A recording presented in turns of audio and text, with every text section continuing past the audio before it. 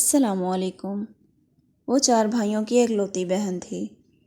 باپ مزدور تھا، بھائی بھی مزدور تھے۔ بھائیوں نے مل کر اس کی شادی بھی ایک مزدور کے ساتھ کر دی۔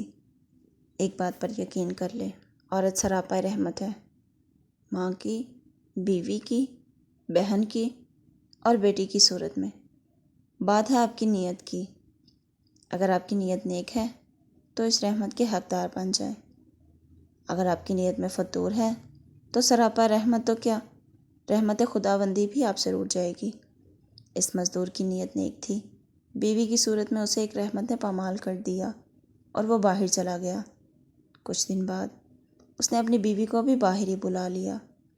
اسی طرح کئی سال گزرنے کے بعد اس کو اپنوں کی یاد ستانے لگی۔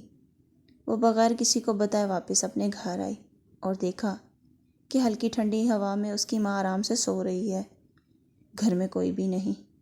کچھ دیر بعد اس کے بھائی آئے اور وہ دیکھ کر اسے پریشان ہو گئے۔ اس نے پوچھا کہ بھائی ابو کہاں ہے؟ وہ کیا کہتے، کیونکہ انہوں نے تو اپنے باپ کو گھر سے باہر نکال دیا تھا۔ بھائی خاموش، کچھ نہ کہا۔ اس نے پھر پوچھا، کچھ نہ کہا، اور اپنے باپ کو ڈھونڈنے لگ گئی۔ آخرکار اس نے ڈھونڈ ہی لیا۔ اس کا باپ جنگل میں ایک جھونپڑی بنا کر اس میں آرام کر رہا تھا۔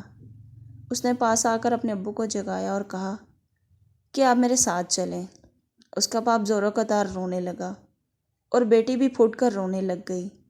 اس کے باپ نے کہا کہ میں اپنی زندگی میں 2 ہی بار رویا ہوں، ایک جب تم پیدا ہوئی تھی اور شرم کے مارے، اور دوسرا آج۔